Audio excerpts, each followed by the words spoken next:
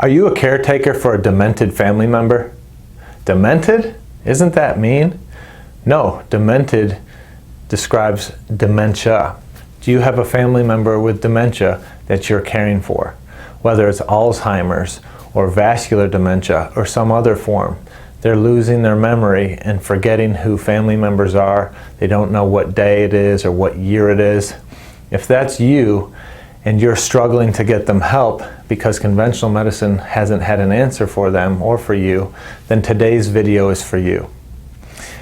A YouTube subscriber recently asked me to get back to doing case studies because they find them interesting because it helps them understand how the functional medicine paradigm approaches things differently than the conventional medicine paradigm.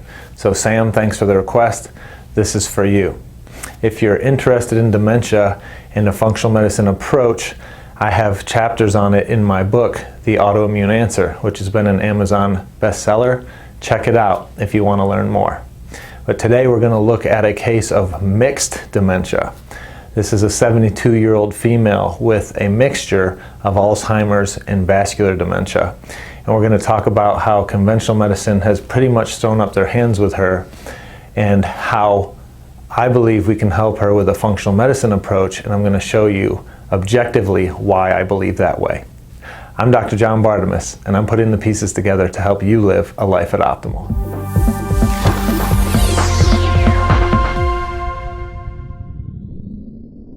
Let's talk about this case of a 72-year-old female with mixed Alzheimer's and vascular dementia.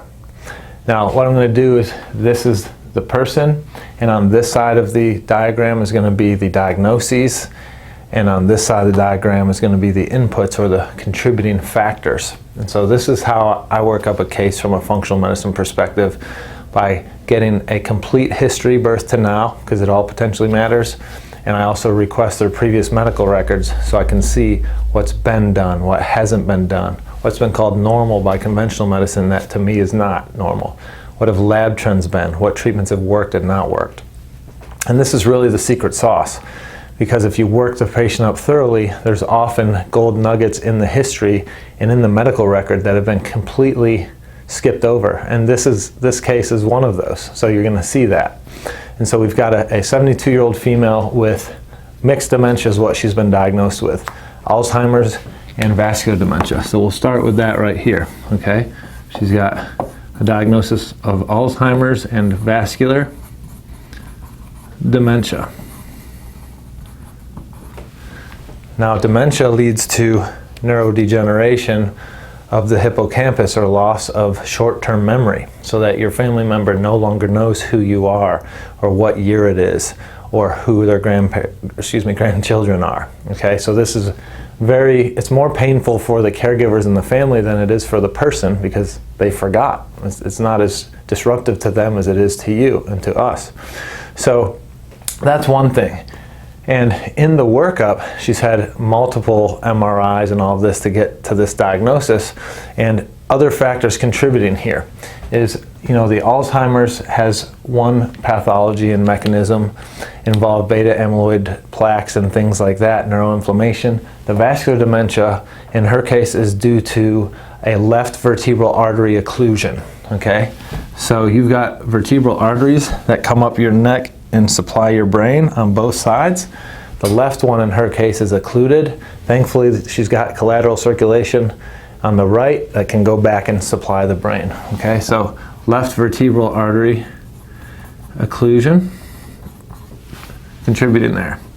Now, conventional medicine, the neurologists have given her drugs like Namenda and Aricept, and neither of those helped with the memory loss. So neither of those were effective. So once that's occurred, it's kind of like they don't know, there's nothing else for them to do to help with this. When she came into my office, I did a mini mental state exam, or an MME, and her presenting MME, or MMSE, at my office was a 20 out of 30. So 20 out of 30 classifies her medically as a mild cognitive impairment. And mild sounds more mild than it is, because on this test you ask her, What day is it? She didn't know. What year is it? She didn't know. What day of the week is it? She didn't know. What season of the year is it? She didn't know. So these are, as you know, really easy questions to answer if you're all there cognitively, and those are all things she couldn't answer. So, neurologically not doing good, that's dementia. But it gets worse. She's also, since 2019, had 4 strokes. Okay, and one of those strokes resulted in left eye blindness.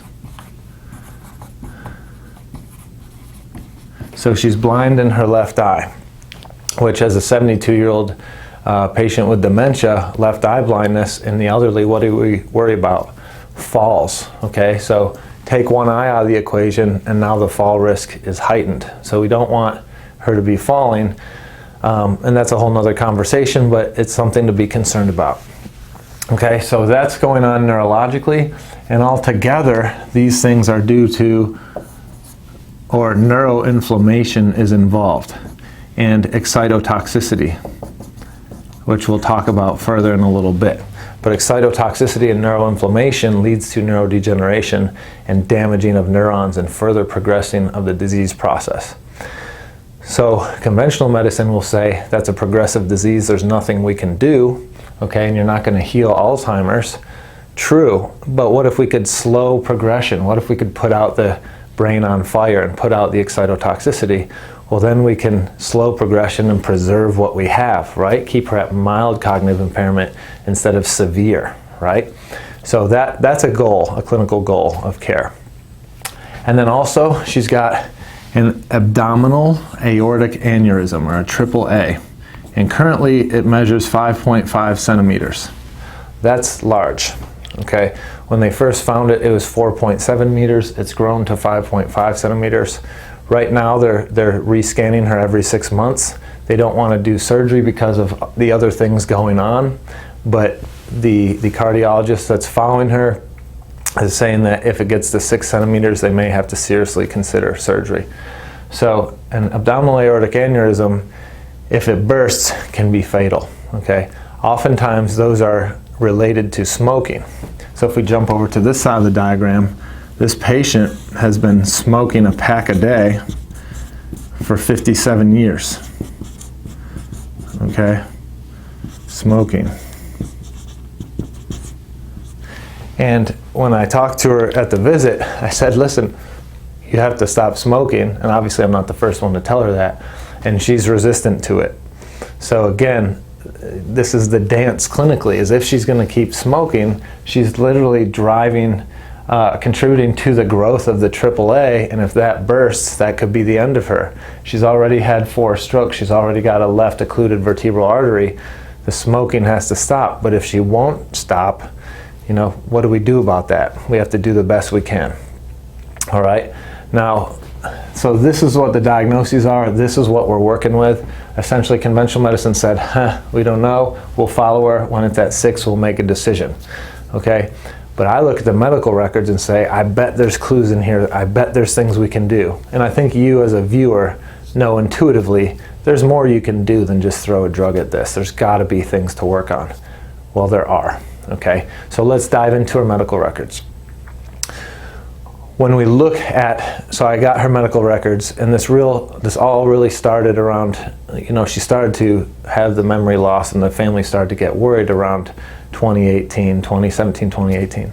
So we have records back before that, but what I saw beginning in 2017 forward is she's been chronically anemic this whole time, okay? And so if we put anemia here, she's been chronically anemic.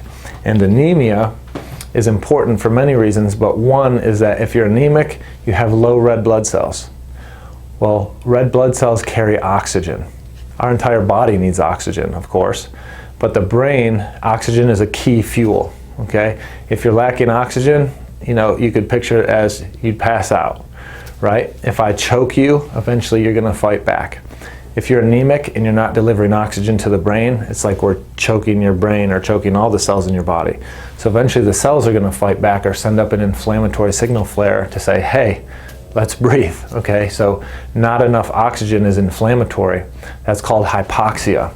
She's got the double whammy of hypoxia between the smoking a pack a day and anemic. So not only is she not delivering enough oxygen, but then the smoking is further driving her hypoxic. So let's draw that. Let me fit myself on here. So here, hypoxia. Another fuel the brain needs is glucose, okay? Sugar for those cells to do their work. Well, this patient, on testing, her A1C is a 5.0, so that's nice. That's her average blood sugar over the last 90 days. But conventional medicine almost never runs the other half of the blood sugar equation, which is insulin. So I suspect her insulin is poor. And if you're insulin resistant in the brain, some have called that type 3 diabetes. And type 3 diabetes drives dementia, or insulin resistance of the brain can result in dementia. And so we're waiting for testing, but I suspect that's going to be there. Her husband relates that she wakes up at night to go to the bathroom, and when she wakes up at night, she always goes and gets a drink. Well, the drink she gets at night is orange juice. Orange juice is straight sugar, okay?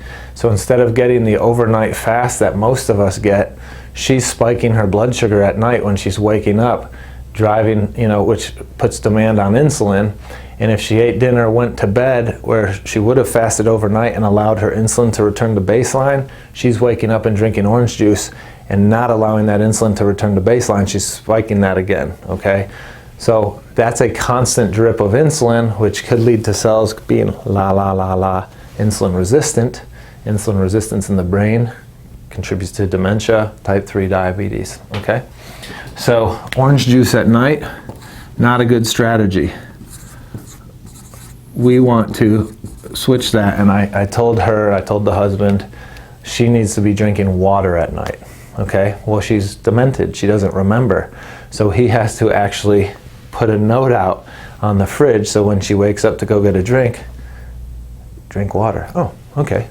And she drinks water. And she actually did that the night before she came to see me, because I needed her fasted for the labs. So the husband thought to do that, and that was a good move by him.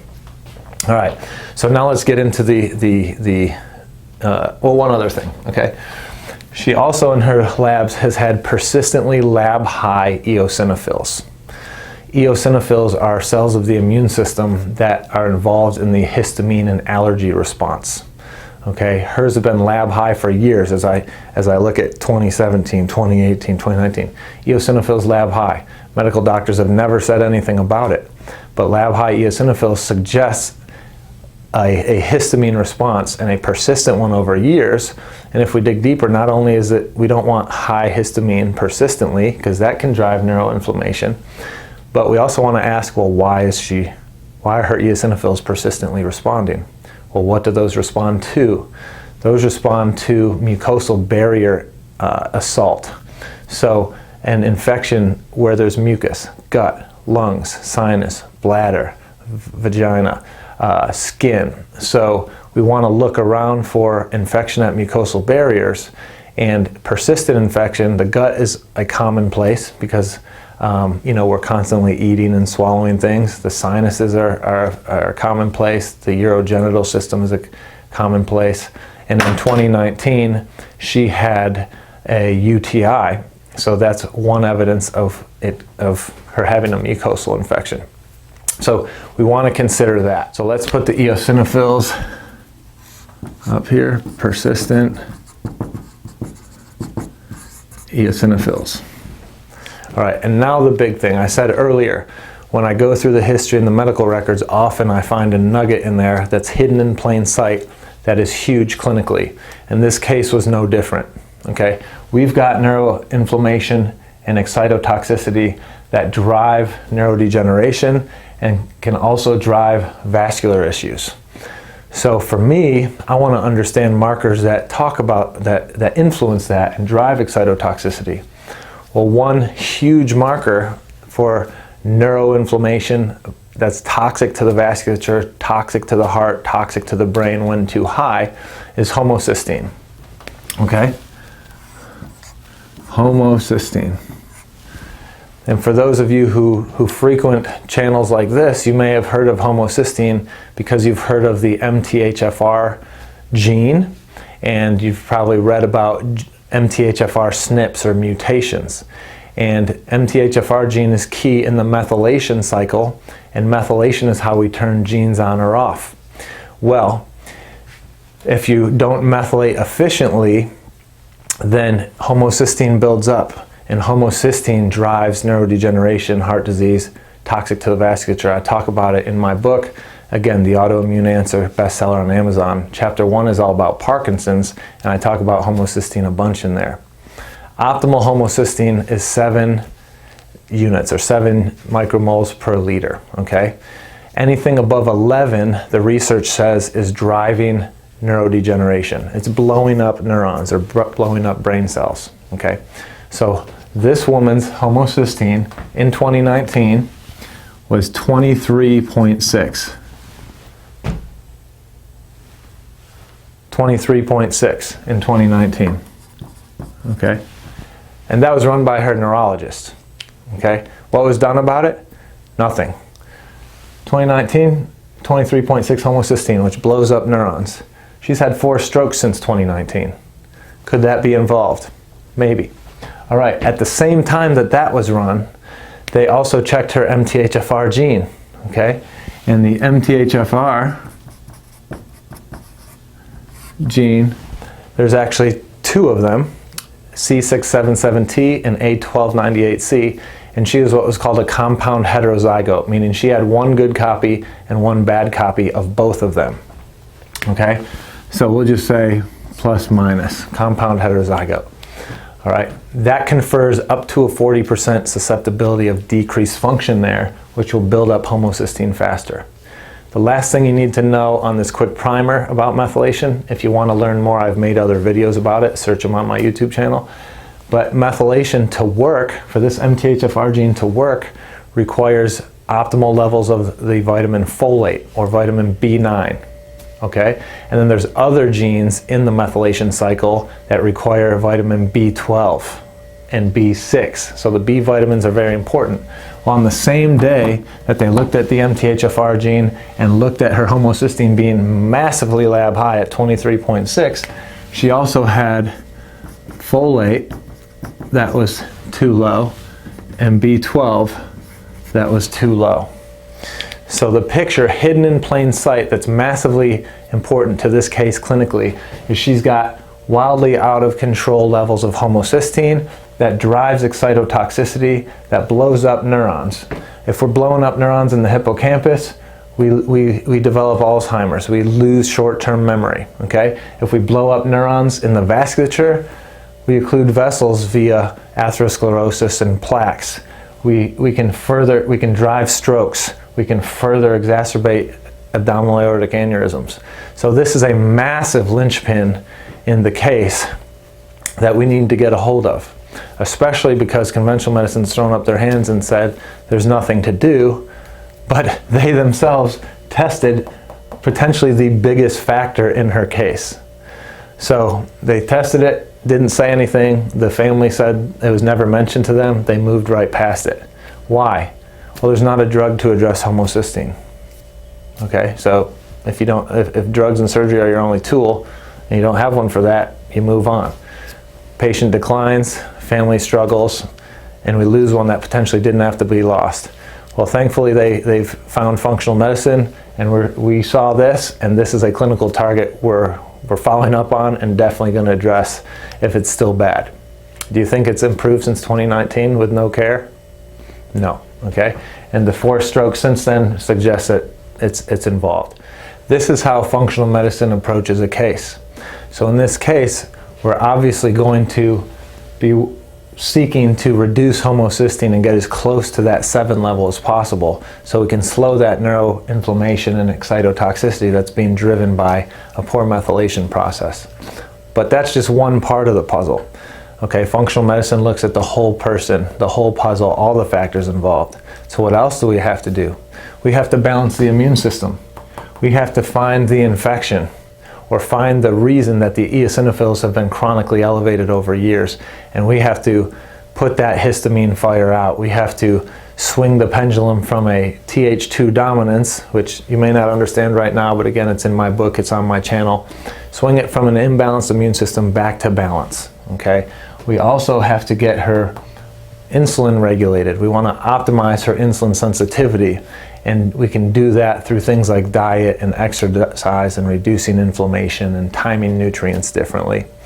And then we also have to get rid of the hypoxia as best we can. So hypoxia, remember the anemia she's had for years. We have to eliminate the anemia, especially since she's probably not going to stop smoking. So if we can get her to stop smoking, that would be ideal. If we could just reduce it as much as possible, that would be huge. And so that, combined with eliminating the anemia, will reduce the hypoxia, increase oxygen supply to the brain, and if the neurons have oxygen, maybe she thinks more clearly. Maybe she remembers a little bit better, okay? Maybe she ends up knowing what year it is, what day it is, etc. So if you're someone that's struggling with a family member or loved one with dementia, and you're caring for them, and conventional medicine's thrown up their hands and doesn't have an answer for you, or say you don't have a family member with dementia, but you have one with autoimmune disease or some other chronic disease that isn't being helped by conventional medicine, and you're not being given any answers or other paths to pursue, seek out a functional medicine detective. This is how we work up the cases. We're looking for all the sticks and the spokes, not just ones that we can medicate, okay? We need to address the whole puzzle to get the best result and help you return to a life at optimal. So I'm Dr. John Bartemus, and I do this every day. I'd love to partner with you if you're looking for that. If you'd like to learn more, read my best-selling book on Amazon, The Autoimmune Answer. Check out my other videos on YouTube. There's over 800 of them covering topics all over the map. There's likely a video for you. So thank you for watching. Share this with your friends and loved ones that are dealing with people with dementia or other chronic diseases that need hope and need help.